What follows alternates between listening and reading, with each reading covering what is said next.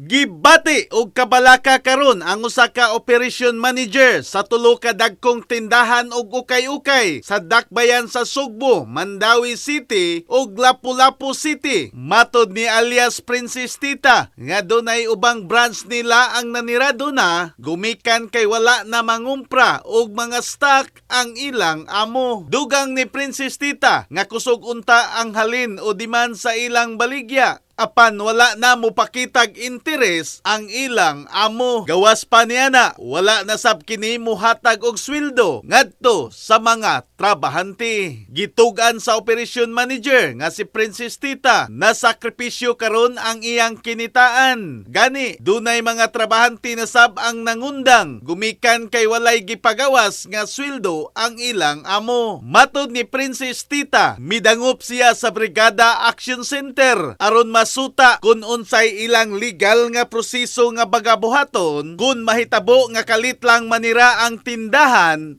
og ukay-ukay.